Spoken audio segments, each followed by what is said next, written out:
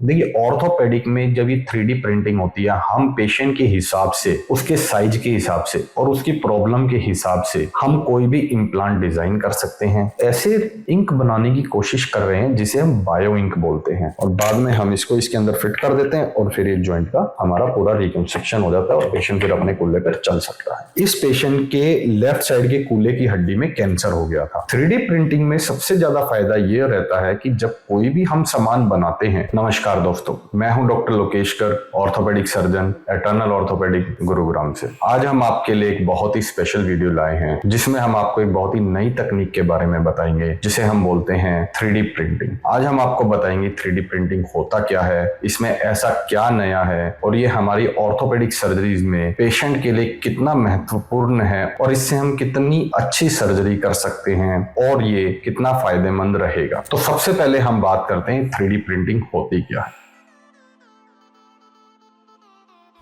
जैसे कि कोई भी प्रिंटर होता है, हम उसको सॉफ्टवेयर के थ्रू कोई कमांड देते हैं और वो हमारी कोई भी फोटो को किसी पेज के ऊपर प्रिंट कर कर दे देता है। तो बेसिकली वो जो प्रिंटिंग होती है वो एक 2D प्रिंटिंग होती है क्योंकि वो पेज के ऊपर है। बट 3D प्रिंटिंग का मतलब ये होता है कि अगर हम 3D प्रिंटर को कोई सॉफ्टवेयर के थ्रू कमांड दें या उसे कोई शेप बनाने के लिए दें तो वो प्रिंटर बिल्कुल बखूबी वैसा का वैसा शेप की एक नया चीज बना देता है जिसे कि हम छू सकते हैं, जिसे हम फील कर सकते हैं, जिसकी शेप बिल्कुल वैसी ही रहती है जिस शेप को हम अपने सॉफ्टवेयर के थ्रू उसको कमांड में देते हैं। वो प्रिंटर बेसिकली अपने अंदर एक प्लास्टिक का मटेरियल होता है, उसको पिघला के लेयर बाय लेयर उसको एक के ऊपर एक जमा करता रहता है और वो बिल्कुल वैसी ही शेप का, जो शेप हमने उसको दिया हुआ है वैसी ही शेप का एक सामान या एक मॉडल प्रिंट कर कर दे देता है। ये जो 3D प्रिंटर होते हैं बहुत ही अलग अलग टाइप के होते हैं और इनमें आजकल बहुत ही ज्यादा एडवांसमेंट भी चल रही है। कुछ प्रिंटर होते हैं जो कि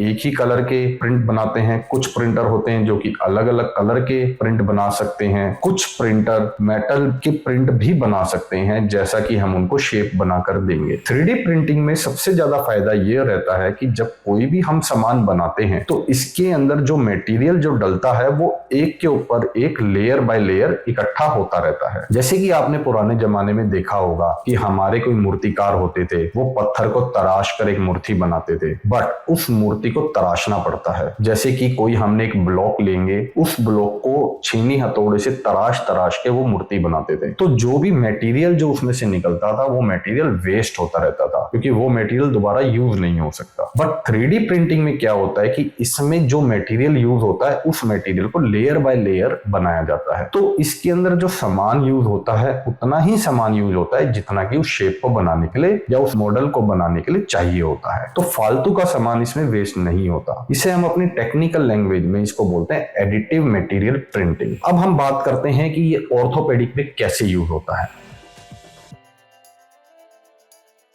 देखिए, ऑर्थोपेडिक में जब ये 3D प्रिंटिंग होती है, हम पेशेंट के हिसाब से, उसके साइज के हिसाब से और उसकी प्रॉब्लम के हिसाब से हम कोई भी इम्प्लांट डिजाइन कर सकते हैं। उसकी बोन का मॉडल को प्रिंट बना के ऑपरेशन थिएटर से बाहर ही हम सर्जरी की प्रैक्टिस कर सकते हैं और पेशेंट को समझाने के लिए भी बहुत ही इजी हो जाता है कि उसकी हड्डी में क्या सर्जरी होगी और क्या चीज, कैसे हम उस हड्डी को बिठाएंगे या उस हड्डी को कट करेंगे और किस डायरेक्शन में क्या चीज हमारे पास रहेंगी। दूसरा, हम इस मॉडल को इस हिसाब से भी प्रिंट कर सकते हैं कौन सी नर्व या ब्लड वेसल और जो खून की नस जो होती है हमें उससे कितनी दूर काम करना है, कितना पास जाना है और उसको अगर हमें हटाना पड़े तो कितनी दूर तक हमें हटा के अपना सर्जरी करना पड़ता है। दूसरा ये रहता है कि जब कोई पेशेंट होते हैं, कुछ पेशेंट का साइज छोटा बड़ा होता है, जैसे कि बच्चों के केस में उनकी हड्डी, कुछ पेशेंट का साइज छोटा बड़ा होता है, जैसे कि बच्चों के केस में उनकी हड्डी छोटी होती है और जब पेशेंट युवा होते हैं तो उनकी हड्डी का साइज अलग होता है और जब पेशेंट बूढ़े हो जाते हैं उनकी हड्डी की साइज और शेप अलग हो जाती है। तो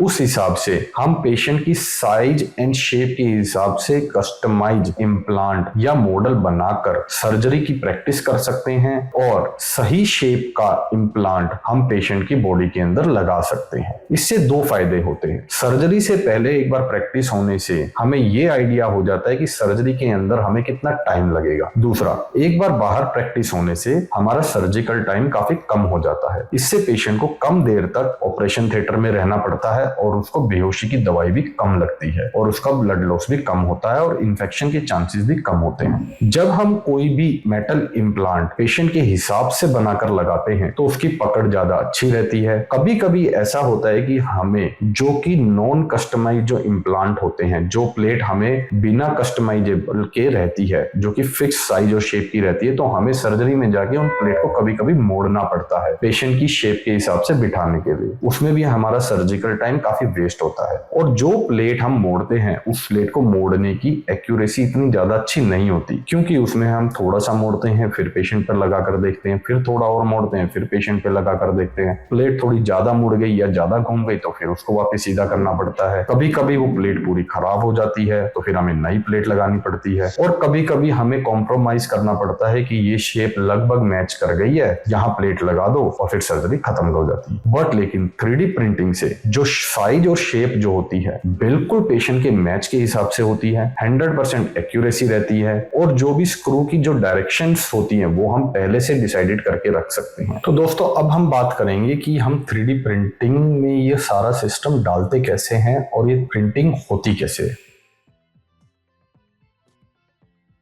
जब भी कोई पेशेंट हमारे पास आता है सबसे पहले हम उसको क्लिनिकली एग्जामिन करते हैं, उसका CT, MRI, एक्सरे ये सब करवाते हैं, और फिर हम सबसे पहले हम प्लान अपना खुद बनाते हैं कि आखिर हमें इसके अंदर क्या सर्जरी करनी है और पेशेंट को किस सर्जरी से कितना फायदा रहेगा। फिर जब हमारा डिसाइड हो जाता है कि ये सर्जरी के लिए हमें 3D प्रिंटिंग फैसिलिटी की जरूरत है किसी भी फॉर्म में, या तो हमें कोई बड़ी सर्जरी है जो कि पहले से प्रैक्टिस करनी है, या कोई बहुत ही अजीब सा फ्रैक्चर है जिसको हमें देखने के लिए, उसको समझने के लिए कोई मॉडल प्रिंट करना है, या फिर कोई कूल्हे का ट्यूमर है या फिर किसी और हड्डी का ट्यूमर है जिसके हमें अंदर काफी हड्डी बचाना चाहते हैं ताकि हम फालतू की हड्डी कट ना करें, कितना मार्जिन भी हमारा कोई कम ना आए, मार्जिन भी हमें ठीक मिल जाए और फालतू की हड्डी भी हम कट ना करें, क्योंकि अगर फालतू की हड्डी अगर हम कट कर देंगे तो उसका फंक्शन खराब हो जाएगा। तो ये सब देखने के लिए अगर हमें लगता है कि इस केस में हमें 3D प्रिंटिंग की हेल्प पड़ेगी, या फिर कोई ऐसे केसेस जिसके अंदर जो इम्प्लांट हमारे पास अवेलेबल नहीं है मार्केट के अंदर, और उस केस के अंदर हमें कोई कस्टमाइज इम्प्लांट लगाना है, मतलब कि पेशेंट के हिसाब से हमें कोई इम्प्लांट डिजाइन करना पड़ेगा और फिर वो इम्प्लांट लगेगा। तो फिर हम ये डिसाइड पहले करते हैं सारी चीजें, फिर हम ये CT,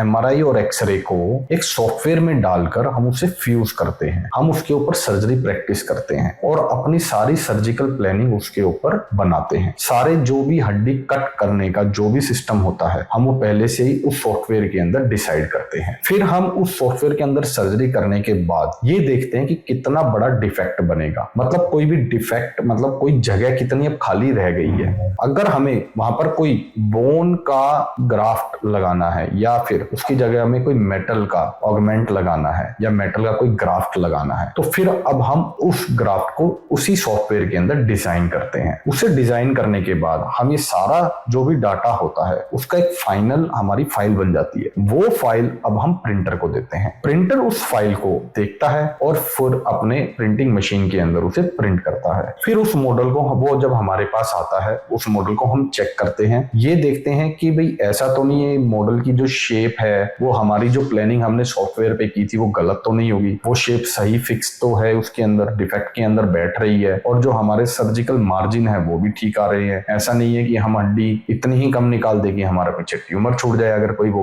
हड्डी के कैंसर का केस है। अगर वो फ्रैक्चर का केस है तो हम ये देखेंगे कि जो भी हमारा मॉडल प्रिंट हुआ है कि वो हड्डी बिठाने पर अपनी जगह पर ठीक से बैठ रही है, जॉइंट की शेप तो चेंज नहीं हो रही। ये सब चीजें फाइनल होने के बाद हम एक मेटल प्रिंटिंग जो अलग टाइप का एक 3D प्रिंटर होता है उसको फाइनल हम प्रिंटिंग के लिए कमांड दे देते हैं, और फिर वो हमें फाइनल मेटल प्रिंट करके अगर हमें अलग से प्लेट चाहिए या इम्प्लांट चाहिए उसे प्रिंट कर हमें दे देता है। ज्यादातर इन केसेस में जब हम प्लास्टिक मॉडल प्रिंट करते हैं तो तो हमें मैक्सिमम टू मैक्सिमम 24 से 48 घंटे लगते हैं। जब हमें कोई मेटल प्रिंट करना होता है तो लगभग हमें 5 से 10 दिन का टाइम लगता है। ये जो सब चीजें जो मैंने आपको बताई है, हो सकता है आपको समझ में ना आई हो, बट अभी मैं आपको इन सभी चीजों का 1 बाय 1 केस दिखाकर आपको बताऊंगा कि इन चीजों का कहां पर कैसे यूज किया जा सकता है। तो दोस्तों, हम सबसे पहले आपके सामने ये पेल्विस ट्यूमर का केस लेते हैं। ये एक पेशेंट थे, यंग मेल पेशेंट थे। ये हमारा राइट साइड का कुल्ला है और ये हमारा लेफ्ट साइड का कुल्ला है। इस पेशेंट के लेफ्ट साइड के कूल्हे की हड्डी में कैंसर हो गया था। वो कैंसर के लिए हमें हड्डी निकालनी पड़ती है। हड्डी निकालने के बाद ये डिफेक्ट बन गया था। जैसे कि आप देख रहे हैं कि यहाँ तो कुल्ले का ज्वाइंट है राइट साइड में, बट लेफ्ट साइड की जब हम कैंसर की सर्जरी कर रहे थे तो वो ज्वाइंट का जो एरिया था वो चला गया था। लेकिन ऐसा कोई इम्प्लांट अवेलेबल नहीं है आज की डेट में कि हम यहाँ पर हड्डी कट करें और यहाँ पर वो इम्प्लांट लगाएं और उसका कुल्ला दोबारा बना दिया जाए। तो यहाँ पर 3D प्रिंटिंग का एक बहुत ही इंपॉर्टेंट रोल रहता है। इतनी बड़ी सर्जरी को सबसे पहले हम सर्जरी से पहले ही इसके ऊपर प्रैक्टिस कर सकते हैं। ये देख सकते हैं कि कहां पर कितनी हड्डी कट होगी और उस हड्डी को बनाने के लिए हमें कैसे वो इम्प्लांट लगाना है। तो इस सारी चीजें हम सर्जरी से पहले ही प्रैक्टिस करके देख सकते हैं। जैसे कि हमने इस पेशेंट में देखा कि आप देख रहे हैं कि हड्डी इतनी हमने कट कर दी है और ये SI ज्वाइंट से हमने ये हड्डी को निकाल दिया है। अब इस हड्डी को फिर से ज्वाइंट को बनाने के लिए हमने प्लास्टिक का ही मॉडल बनाया और ये मॉडल को हमने यहाँ फिक्स करके देख लिया है और ये हमारा कूल्हे का ज्वाइंट बन गया है। फिर जब हमने सर्जरी के दौरान इसको हड्डी कट करने के बाद ये इम्प्लांट पेशेंट, ये फाइनल इम्प्लांट है, मेटल का बना हुआ है, टाइटेनियम का, जो कि इम्प्लांट पेशेंट के अंदर जाएगा और ये हिप ज्वाइंट का कप होता है। ये मेटल का इम्प्लांट हम फिर से इसके ऊपर प्रैक्टिस करके देखते हैं कि ये ठीक शेप में बना है या नहीं बना और ये बिल्कुल फिक्स हो जाएगा। फिर हम इसके अंदर फिर से प्रैक्टिस करके देखने के बाद हम ये देखते हैं कि बिल्कुल सही शेप में जा रहा है और यहाँ के हम इसका हिप ज्वाइंट वापस बना देंगे और ताकि पेशेंट अपने पैर पे फिर से चल पाएगा। अब एक दूसरा केस मैं आपको बताता हूँ। जैसे कि ये एक ओल्ड फीमेल थी जिनके फ्रैक्चर हो गया था। फ्रैक्चर होने की वजह से जो ये हड्डी है उन्होंने शुरू में इलाज नहीं कराया और ये हड्डी यहाँ से टूट के, अगर आप देख रहे हैं, ये हड्डी यहाँ से टूट के साइड में आगे जुड़ गई। अब ये हड्डी फिर से यहाँ से निकाल के यहाँ लगाना पॉसिबल नहीं होता। तो अब इस पेशेंट के पास दो ऑप्शन थे। या तो हम इस हड्डी का जॉइंट रिप्लेसमेंट करें क्योंकि अब ये जॉइंट पूरा खुरदरा हो चुका था, उबड़ खाबड़ हड्डी हो चुकी थी और उबड़ खाबड़ होने की वजह से इनका जॉइंट अब चल नहीं रहा था। या तो अब हम इनका जॉइंट रिप्लेसमेंट करें, जो कि एक बड़ी सर्जरी होती है और जॉइंट रिप्लेसमेंट के अपने फायदे और नुकसान रहते हैं क्योंकि जॉइंट रिप्लेसमेंट की अपनी एक लाइफ होती है, वो हमेशा के लिए नहीं चलता। दूसरा ऑप्शन हमने पेशेंट को बताया कि हम इस पेशेंट का जो बोन खत्म हो गया है जॉइंट के ऊपर से, हम उसको 3D प्रिंटिंग एक मेटल का ब्लॉक यहाँ लगा देंगे। उस ब्लॉक को यहाँ लगाने से अब ये इसकी जॉइंट की शेप कंप्लीट हो गई। अगर आप देख रहे हैं अब इसकी जॉइंट की शेप कंप्लीट हो गई है। अब इसका जॉइंट वैसे ही पहले की तरह स्मूथ हो गया है और पेशेंट अब अपने जॉइंट रिप्लेसमेंट से बच गया है। अब ये जो मेटल की वजह से जो इसकी बोन की शेप वापस ठीक हो गई है, ये लगभग इसके जॉइंट रिप्लेसमेंट को कम से कम 10 से 15 साल आगे तक खींच सकता है। अब मैं आपको एक और केस बताता हूं जो कि शोल्डर सर्जरी का है। देखिए, शोल्डर सर्जरी में जब भी हम जॉइंट रिप्लेसमेंट करते हैं तो हमको इस जगह पर ग्लेनोइड की जगह हमें कप डालना होता है। इस कप को डालने के लिए हमारे पास पीछे की तरफ बहुत ही पतली हड्डी रह जाती है। तो जो हम कप जब डालते हैं तो उसके साथ एक हमें अंदर एक सुराख करके स्टेम डालना होता है ताकि वो हड्डी के अंदर पकड़ बना ले। बट जो कंधे की हड्डी जो होती है वो इतनी पतली होती है कि अगर वो ठीक से ना जाए और हड्डी को हम साइड में से या पीछे से उस सुराख को बनाते हुए अगर हड्डी के अंदर छेद हो जाए तो वो जो स्टेम होता है उसकी पकड़ ठीक नहीं रहती। अब इस पेशेंट का जॉइंट इतना ज्यादा खराब हो गया था कि हम नॉर्मल शेप इस हड्डी की नहीं देख पा रहे थे। तो नॉर्मल शेप ना होने की वजह से जब ये सारी एक्स्ट्रा हड्डियां बन जाती हैं तो हम इसकी डायरेक्शन ठीक से पता नहीं कर सकते। तो डायरेक्शन पता करने के लिए हमने 3D प्रिंटिंग पेशेंट का मॉडल बनाया। उस मॉडल के ऊपर हमने एक जिग बनाई। जिग को हमने यहाँ रखा और अब हमने देखा कि जो हमें प्लानिंग सिस्टम पे किया हमने सारा, हमने देखा कि जब इस जिग को लगा के अगर अब हम इस छेद के अंदर अगर वो होल बनाएंगे तो बिल्कुल हड्डी के अंदर ही बनेगा और वो होल किसी भी तरीके से हड्डी को तोड़ेगा नहीं। तो जो हमारा स्टेम का जो डायरेक्शन और जो साइज होगा वो हम मैक्सिमम डाल पाएंगे और डायरेक्शन बिल्कुल एक्यूरेट डाल पाएंगे। अब जैसे कि एक केस में आपको और बताता हूं। जैसे कि आप देख रहे हैं, अगर इसमें आप देखें, ये हमारे नॉर्मल कूल्हे की हड्डी का शेप रहता, जॉइंट का शेप रहता है। अब आप इसमें देख रहे हैं कि हमारे जो कूल्हे का जो जॉइंट का शेप होता है नॉर्मली ऐसा रहता है। अब जब भी हमें कोई जॉइंट रिप्लेसमेंट करना होता है या कोई भी जब जॉइंट बनता है तो इसके अंदर अगर आप मान लीजिए कि ये हमारी कूल्हे की हड्डी का जॉइंट है तो ये इसके अंदर जॉइंट चलता है और ये चारों तरफ से कवर हुआ है, इसका हड्डी को चारों तरफ से इसने जकड़ा हुआ है इस जॉइंट को, तभी ये जॉइंट नॉर्मली हमारा चलेगा। बट इस केस में पेशेंट हमारे पास बहुत लेट आए थे जब इनका ऑस्टियोआर्थराइटिस बहुत ही ग्रेड 4 स्टेज में चला गया था और उस कूल्हे की हड्डी ने इनकी पूरी हड्डी को घिस दिया था। घिसावट की वजह से जो इसकी कूल्हे की जॉइंट की शेप थी वो बिल्कुल चेंज हो गई। अब जब शेप चेंज हो जाती है तो अब हम इस खड्डे के अंदर ये नहीं पता कर सकते कि अब हमें अपने जो जॉइंट की जो पोजीशन है वो कहाँ लगानी है, और जॉइंट जो आता है हमारे पास इस शेप में आता है। बट ये जो खड्डे बने हुए हैं इस खड्डे को पकड़ बनाने के लिए हमें कुछ ऑगमेंट लगाना पड़ता है, मतलब कुछ मेटल के ब्लॉक लगाने पड़ते हैं ताकि ये हमारा ठीक से इसके अंदर फिट हो जाए। बट जो ऑगमेंट होता है वो अगर हम वैसे ही लगा देंगे तो शेप बन नहीं पाएगी क्योंकि कहीं ना कहीं से वो टच नहीं होगा। तो अब हमने 3D प्रिंटिंग की हेल्प से ये हमने उसका ऑगमेंट बनाया है। ऑगमेंट अब बिल्कुल एग्जैक्टली उसी शेप का बना है जिस शेप में हड्डी खराब हुई है, तो इसकी पकड़ थोड़ी ज्यादा मजबूत रहती है। अब जब हम जॉइंट का कप इसके अंदर लगाते हैं तो कप बिल्कुल सही फिट हो जाता है। दूसरी चीज, जब हम ये कप लगाते हैं इस कप को लगाने के लिए हमें कुछ इसके अंदर शेप बनानी पड़ती है गोलाई वाली। जब हमारे पास ये जॉइंट डिस्ट्रक्टेड पड़ा है, पूरा खड्डा बना पड़ा है, तो हम नहीं पता कर सकते कि हमें इसके अंदर सफाई किस डायरेक्शन में करनी है। तो उस सफाई को डायरेक्शन ठीक पता करने के लिए और कितनी डेप्थ में अंदर जाना है तो हमने एक जिग बनाया। ये हमें सर्जरी के दौरान बिल्कुल गाइड करता है कि अब हम इसके अंदर कितना खड्डा करें, कैसे खड्डा करें, और ताकि ये जो हमारा मेटल का जो इम्प्लांट लगेगा वो बिल्कुल एग्जैक्ट उसी डायरेक्शन में और उसी शेप का लग जाए। जैसे कि आप देख पा रहे हैं ये अब हमारा ऑगमेंट हमने बिल्कुल इसी शेप का बना के इसके अंदर फिट कर दिया। तो अब जब ये हम जॉइंट लगाएंगे तो इसका जो स्ट्रेंथ होगी चिपकने की तो ये ज्यादा स्टेबल रहेगा। अगर मान लीजिए हम ये ब्लॉक ना लगाएं और इस खड्डे के अंदर ही ऐसे जॉइंट लगा दे तो यहां से पकड़ नहीं होगी इस जॉइंट की, ये खाली खड्डा है। तो अब अगर ये हमारा ऑगमेंट रहेगा तो जो इसकी पकड़ जो होगी वो ज्यादा मजबूती से रहेगी और ये जॉइंट ज्यादा स्टेबल रहेगा, ज्यादा दिन तक चलेगा। और उसके बाद ये हमारा कप होता है और ये हमारा फीमर का स्टेम होता है और बाद में हम इसको इसके अंदर फिट कर देते हैं और फिर ये जॉइंट का हमारा पूरा रिकंस्ट्रक्शन हो जाता है और पेशेंट फिर अपने को लेकर चल सकता है। एक मैं आपको ये केस बताता हूँ हड्डी के कैंसर का। ये एक बच्चा था जिसको इविंग सार्कोमा था, उसकी इतनी हड्डी में कैंसर था। अब बच्चों के केस में क्या होता है ना कि हमारे पास जो भी प्लेट बनी होती है उनके साइज के हिसाब से नहीं बनी होती, और कैंसर के केसेस में जब हम कोई भी सर्जरी करके और उसके अंदर वापस प्लेट लगाते हैं तो कैंसर की पोजीशन अलग अलग होने की वजह से हमारी जो स्क्रूज की डायरेक्शन होती है प्लेट को पकड़ने के लिए वो अलग अलग हो सकती है, क्योंकि जो हमारे पास पहले से बनी हुई प्लेट होती है उनकी जो स्क्रू की डायरेक्शन होती है वो बिल्कुल सेम रहती है, वो फिक्स रहती है, वो चेंज नहीं हो सकती। तो इन केसेस में ताकि हमारी प्लेट की पकड़ बहुत ही मजबूत रहे, साइज बिल्कुल प्रॉपर हो और शेप भी बिल्कुल प्रॉपर हो। जैसे कि आप देख रहे हैं कैंसर की वजह से इस साइड की हड्डी जो है उठ गई है। अब जब हम इसकी उठी हुई हड्डी पे कोई भी प्लेट लगाएंगे तो वो ठीक से चिपकेगी नहीं। तो हमने क्या किया, सबसे पहले एक ये मॉडल बनाया, इस मॉडल के ऊपर हमने सर्जरी करी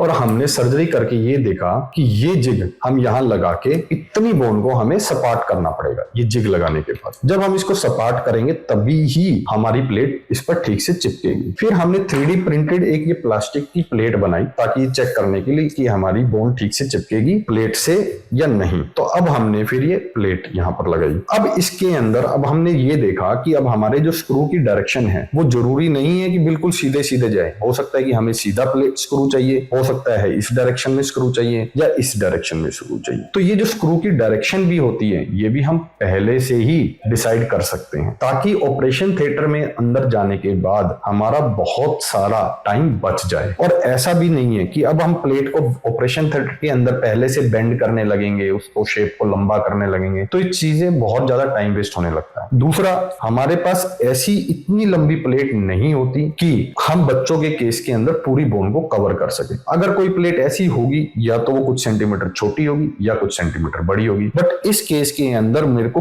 कंप्लीट हड्डी कवर करनी थी, तो इसीलिए इसके अंदर कस्टमाइज 3D प्रिंटिंग का बहुत ही अच्छा रोल रहता है। अब जैसे कि मैं आपको एक केस और बताता हूँ। ये हमारे एक पेशेंट थे जिनके टखने की जो टेलस बोन थी वो बिल्कुल खराब हो गई थी, वो पिचक गई थी खून की कमी की वजह से। अब हड्डी पिचकने के बाद इसके ऊपर ये पूरा वेट नहीं डाल पा रहे थे, वेट डालते थे तो उनको पेन होता था। पिचकने की वजह से जो ये हड्डी जो होती है इसकी शेप चेंज हो गई, शेप चेंज होने की वजह से अब जॉइंट के अंदर मूवमेंट खत्म हो गया था। तो हमने क्या किया, इसका हमने सबसे पहले एक 3D प्रिंटेड मॉडल बनाया टैलस बोन का। वो मॉडल हमने इसके अंदर प्रैक्टिस करी कि हमारा कौन सी साइज का टैलस बोन अंदर जाएगा। वो साइज हमने इसके अंदर डालकर देखा, फिर देखा कि उसके अंदर मूवमेंट ठीक है, टाइट नहीं है, बिल्कुल सही मोबिलिटी है। फिर हमने मेटल का प्रिंट बनाया टैलस बोन का और उसको सर्जरी के अंदर इनके साथ फिक्स कर दिया और अब ये बिल्कुल ठीक मोबाइल हो गया। जो भी हड्डी बैठी हुई थी, शेप चेंज हो गई थी, वो वापस से अपनी जगह पर आ गई। अब जैसे कि मैं आपको बिल्कुल सेम एक ऐसे ही रिवीजन THR का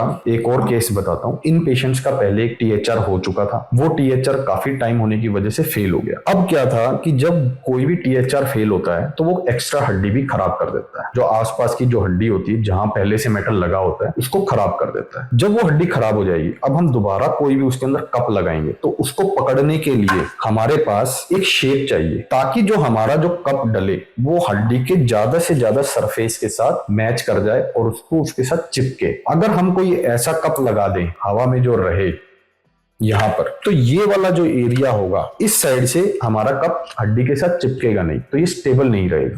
तो हमने इसी केस में हमने एक 3D प्रिंटेड कप बनाया जो कि पूरी हड्डी की शेप के साथ मैच कर गया और चिपक गया। इससे क्या होता है, एक तो हम सर्जरी से पहले अपने सॉफ्टवेयर में ये पता कर लेते हैं कि कप की डायरेक्शन क्या रहेगी, कप कितना डीप बैठेगा, कप की साइज क्या रहेगी। अगर हम ये पहले से डिसाइड ना करें तो हो सकता है कि सर्जरी के दौरान हम इस कप को थोड़ा ऐसे लगा दें या ऐसे लगा दें या ऐसे लगा दें, क्योंकि सर्जरी के अंदर अब ये हड्डी तो गायब है, तो हमें कोई लैंडमार्क तो मिलेगा नहीं कि हम सर्जरी का इम्प्लांट लगाए कैसे। तो हम जो सॉफ्टवेयर में सबसे पहले से ही हमारे पास डिसाइड रहता है, हम जस्ट खोलते हैं, ये कप फिक्स किया, पेच लगाए और बाहर आ गए। इससे सर्जिकल टाइम बहुत ज्यादा बच जाता है। दूसरा, कॉम्प्लिकेशन रेट कम हो जाते हैं, जो इन्फेक्शन के चांसेस होते हैं वो भी कम हो जाते हैं।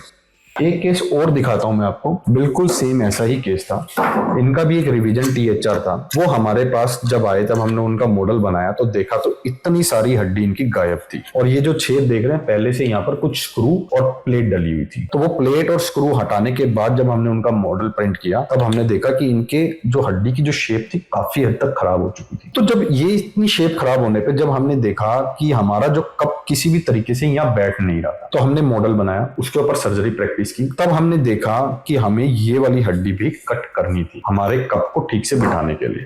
तो हमने पहले से ही कितनी हड्डी कट करनी है वो सारा हमारा पहले से डिसाइडेड था मॉडल के ऊपर। उस शेप का कप बिल्कुल पहले से डिसाइडेड था। हम गए, हड्डी कट की, कप बना हुआ था, फिक्स किया, पेच लगाए और इसके ऊपर अपना THR किया और बाहर। हमारा बहुत ज्यादा सर्जिकल टाइम बचा।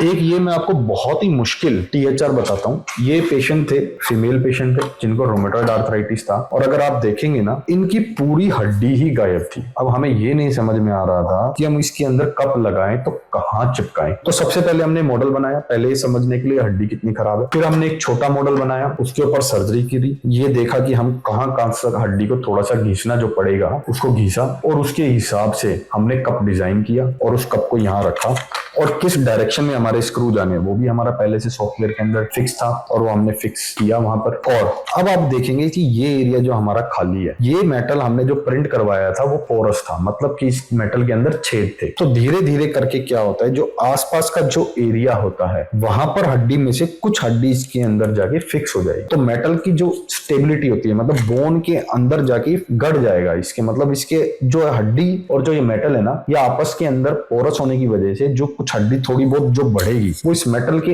अंदर चली जाएगी और उसको एक अच्छी तरीके से जड़ें मजबूत करके इसको पकड़ लेगी। तो ताकि इम्प्लांट की जो लाइफ होती है वो काफी बच जाती है। ये तो थे दोस्तों कुछ केसेस जो कि मैंने आपको बताए 3D प्रिंटेड की वजह से हम कैसे कैसे कुछ केसेस कर सकते हैं जो कि हम बिना 3D प्रिंटिंग के नहीं कर सकते। और 3D प्रिंटिंग से हमारी एक्यूरेसी बहुत ज्यादा बढ़ जाती है, हमारे रिजल्ट बहुत ज्यादा अच्छे आते हैं। अब मैं आपको कुछ फायदे और बताता हूँ। जैसे मान लीजिए हमें कहीं पर बोन ग्राफ्ट रखना है, कुछ हड्डी चोट लगने की वजह से एक्सीडेंट में गायब हो गई और वहां पर हमें कुछ बोन ग्राफ्ट रखना है, तो 3D प्रिंटिंग से हम उसी साइज और उसी शेप का पहले से ही बोन ग्राफ्ट तैयार करके रख सकते हैं और वो बोन ग्राफ्ट हम जाएंगे, सर्जरी लगाएंगे और फिक्स करके आ जाएंगे। इससे भी हमारा बहुत ज्यादा सर्जिकल टाइम बच जाता है। और बोन ग्राफ्ट को जब हम ऑपरेशन थिएटर के अंदर शेप बनाने बैठेंगे तो हो सकता है हमारे ह्यूमन नेचर की वजह से हम उस ग्राफ्ट को ज्यादा काट दें, कम काट दें या शेप बिल्कुल एग्जैक्टली वैसी ना बना पाए, क्योंकि ह्यूमन कभी भी मशीन जितनी एक्यूरेसी नहीं बना सकता। ये जितने भी जो मॉडल होते हैं ये हमारे मशीन बनाती है और उनकी एक्यूरेसी हमारे ह्यूमन से बहुत ज्यादा होती है। अब दोस्तों हम बात करते हैं कि 3D प्रिंटिंग का आगे क्या फ्यूचर है। आपको सुनकर बहुत ही हैरानी होगी कि जो अभी जो रिसर्च चल रही है 3D प्रिंटिंग के एरा में, वो ये है कि ऐसे इंक बनाने की कोशिश कर रहे हैं जिसे हम बायो इंक बोलते हैं। बायो इंक से हम लाइव टिश्यू प्रिंट करने का कोशिश कर रहे हैं ताकि किसी पेशेंट को उस चीज का डिफेक्ट हो कैंसर सर्जरीज के बाद या फिर चोट लगने के बाद, तो वो हम लाइव टिश्यू उसी साइज एंड शेप और उसी कलर का हम मैच करके वो डिफेक्टेड पार्ट को प्रिंट कर सकें और उस मटेरियल को हम पेशेंट के अंदर इम्प्लांट कर सकें। अगर ये रिसर्च कामयाब हो जाती है तो काफी हद तक हमारी मेडिकल साइंस इतनी एडवांस हो जाएगी कि जो चीजें हम इंग्लिश मूवीज में देखते हैं, जो कि हम साईफाई मूवीज में देखते हैं, तो ज्यादा दूर नहीं है वो टाइम कि वो सब चीजें सच होने लगे। तो दोस्तों जैसे कि मैंने आपको वीडियोस में कुछ केसेस बताए, बहुत ही फास्ट बताए, क्योंकि इतना टाइम हमारे पास इस अकेली वीडियो में सारे केसेस को मैं एक्सप्लेन नहीं कर पाऊंगा। हो सकता है कुछ केसेस आपको समझ में ना आए हो। मैं अपने ही इसी यूट्यूब चैनल पर ये सारे केसेस जो मैंने आज आपको दिखाए हैं, एक एक केस को बहुत ही एक्सप्लेन करके फिर से बताऊंगा। तो वो वीडियो आप जरूर देखिए ताकि आपको बहुत ही और ज्यादा अच्छे से पता चले कि 3D प्रिंटिंग का ऑर्थोपेडिक सर्जरी में क्या रोल है, क्या फायदे हैं और ये हमारे आगे फ्यूचर की ऑर्थोपेडिक सर्जरी को कितना ज्यादा रेवोल्यूशन प्रदान कर सकता है। अगर आपको हमारी इस 3D प्रिंटिंग वीडियो से रिलेटेड कोई भी क्वेरी है तो आप हमें कमेंट बॉक्स पे लिखिए, हम आपके सभी सवालों के जवाब देंगे। और अगर आपको लगता है कोई ऐसा केस जो कि 3D प्रिंटिंग से ठीक हो सकता है या रिजल्ट ज्यादा अच्छे आ सकते हैं, तो आपको अगर कोई भी मन में शंका है या अगर आप जानना चाहते हैं क्या इस केस में उस चीज से कोई फायदा होगा या नहीं होगा, तो हमारे नीचे दिए हुए नंबर पर आप हमें कांटेक्ट कर सकते हैं और हम आगे ऐसे ही ऑर्थोपेडिक के अंदर बहुत ही एडवांस टेक्नोलॉजीज जो आ रही हैं या आने वाली हैं उससे रिलेटेड वीडियो बनाते रहेंगे। तो ये सब जानने के लिए आप हमारे चैनल को सब्सक्राइब कीजिए और वीडियो को लाइक एंड शेयर कीजिए। धन्यवाद।